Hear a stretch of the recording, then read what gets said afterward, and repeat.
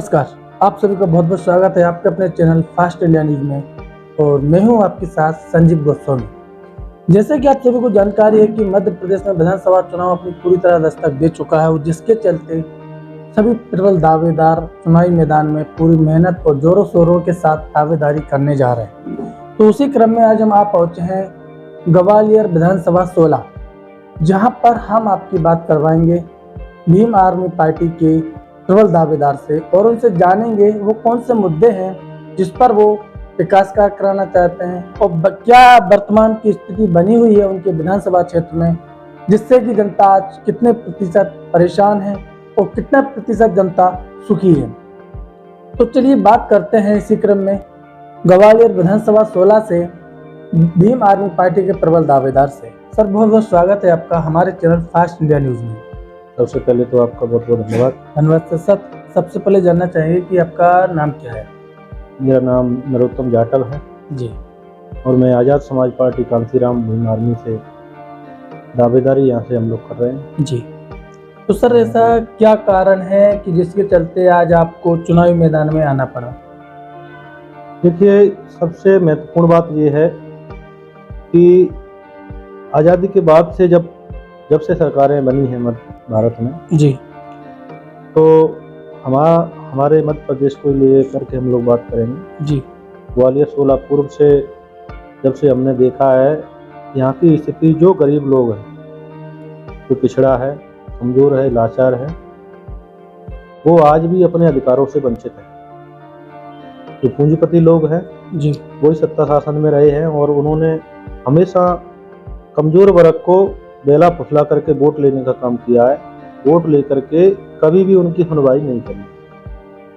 तो इसीलिए आज़ाद समाज पार्टी को इन वर्गों की लड़ाई लड़ने के लिए मजबूर होना पड़ा और हम लोग मैदान में हैं।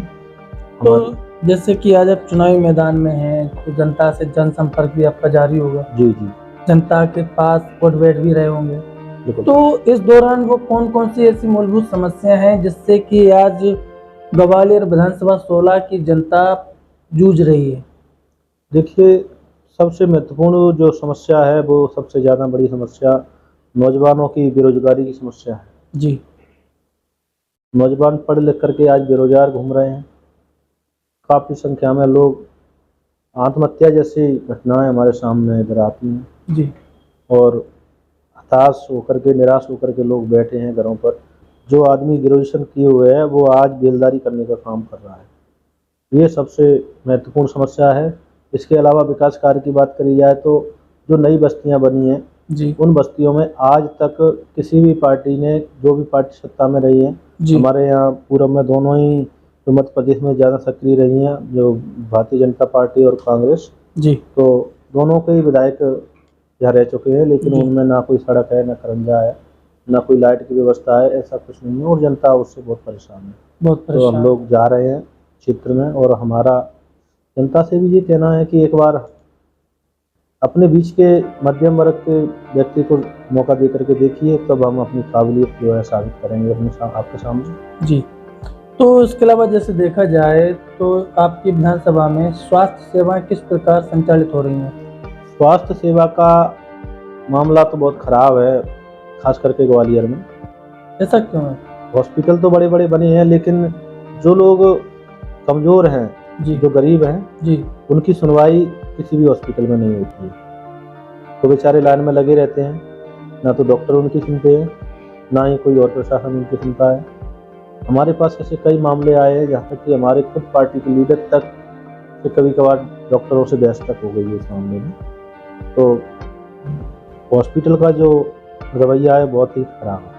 तो काफ़ी दिक्कतों का सामना करना पड़ता होगा फिर तो आपकी विधानसभा की जनता को। बिल्कुल बिल्कुल, आज ये जनता बहुत ज़्यादा त्रस्त है, दुखी है, इन दोनों ही पार्टियों से बहुत परेशान है। इसीलिए हम लोगों को यहाँ बहुत समर्थन भी मिल रहा है भीम आर्मी को। बड़े पैमाने पर लोग हमसे जुड़ रहे हैं और आने वाले समय में इस विधानसभा में हम लोग अपना जीत का परचम ले रहे हैं। इसके अलावा देखा जाए तो शिक्षा का स्तर कैसा है अभी आपके यहाँ?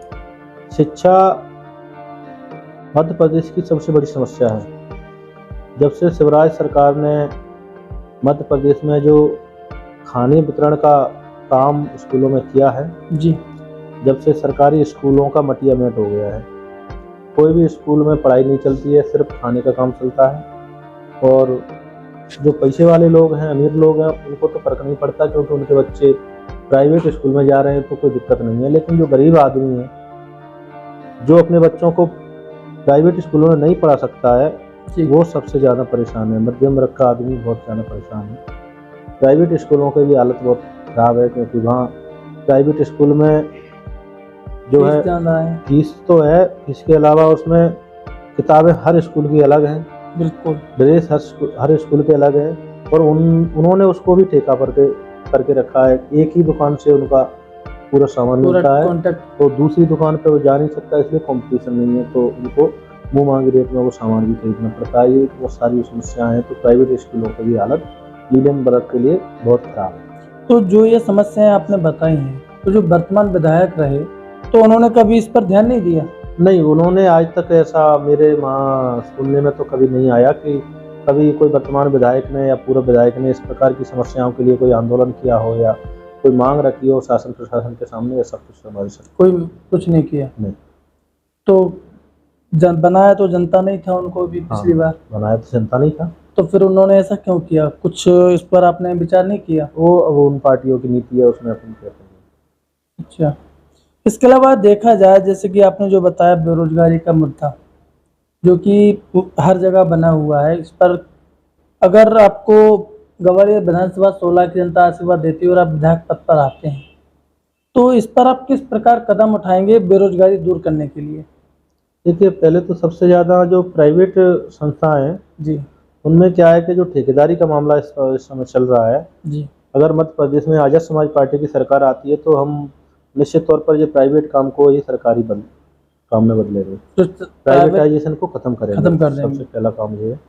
और अगर मान के चलिए हम सरकार में नहीं भी आ पाते हैं, अगर हम जैसे मान लो पूर्व की जनता हमको आशीर्वाद देती है तो हम उसको अपने स्तर से जहाँ तक हमसे हो सकेगा हम युवाओं के लिए रोजगार की व्यवस्था कराएंगे। क्या है कि वो लोग तो उनके प्राइवेट ठेकेदार पहले से हैं, वो उन्हीं को ठेका देते हैं और सारे संसाधन चंद लोगों को दे करके वो भरी हो जाते हैं जी। लेकिन हमारा ऐसा नहीं है। हमारा मानना है कि हर व्यक्ति को अपने क्षेत्र में काम मिलना चाहिए। जिसकी जहाँ भी जिस कॉलोनी में विकास कार्य चल रहा है तो वहाँ के मौजूदा युवाओं को उस काम का ठेका उनका हिस्सा मिलना चाहिए। सारी व्यवस्था, हाँ, सारी व्यवस्था उसका हिस्सा उसको दिया जाएगा। अच्छा, एक समस्या और है जो आजकल सबसे ज्यादा देखी और सुनने में आती है, आपने भी देखा होगा कि रोडों पर अन्ना जानवर रात के समय बैठे रहते हैं, जिसके चलते कई बार बड़ी बड़ी दुर्घटनाएं भी घट चुकी हैं। तो इस पर क्या विचार है आपका, क्या कहना चाहेंगे और इस पर आप किस प्रकार से कदम उठाएंगे? देखिए, जो फालतू जानवर जो रोड पे बैठे हैं, हाईवे पर भी बैठे हैं जी, घटना दुर्घटना भी आए दिन होती रहती हैं। बिल्कुल, ये बिल्कुल सही आपका सवाल है। ये मुख्य तौर पर सरकार की इसमें कहीं ना कहीं लाचारी सामने आती है क्योंकि उन्होंने गौशालाएं और भी जो जानवरों के संस्थान हैं वो खुल रखे हैं, लेकिन वहाँ उनके जो लोग बैठे हैं गौशालाओं में और संस्थाओं में तो पैसा तो उनका पूरा आ रहा है लेकिन उसको वो खा जाते हैं और रोडों पे जानवरों को छोड़ देते हैं। तो हमारा ऐसा नहीं है। अगर हमको आशीर्वाद मिलता है, मौका मिलता है तो हम इसकी भी समस्या का समाधान करेंगे। और जहाँ भी इनके जो केंद्र बने हुए हैं जानवरों के, चाहे वो गौशाला हो या और भी जो आवारा जानवर घूम रहे हैं, उनको सबको उनकी जगह पर पहुँचा करके उनका काम। तो चैनल के माध्यम से ग्वालियर विधानसभा 16 की जनता को क्या कहना चाहेंगे? मेरी अपील है ग्वालियर की जनता से कि 16 पूर्व में एक बार मुझे मौका दे करके देखिए। इन सभी विधायकों से ज़्यादा जो आपके लिए किसी ने नहीं किया होगा, उससे ज़्यादा हम लोग आपके लिए काम करेंगे। और जब भी किसी भाई को हमारी ज़रूरत पड़ेगी, हम तो हमेशा ही रोड पर रहते हैं, समाज के लिए आंदोलन करते हैं, गरीब लोगों के लिए 24 घंटे मैदान में रहते हैं। और अगर हमको ये मौका मिलता है तो फिर इस काम में और ज़्यादा तेज़ी आएगी और महिलाओं पर अन्य अत्याचार जो हो रहा है गरीब लोगों पर, ये नहीं होगा। धन्यवाद सर, धन्यवाद।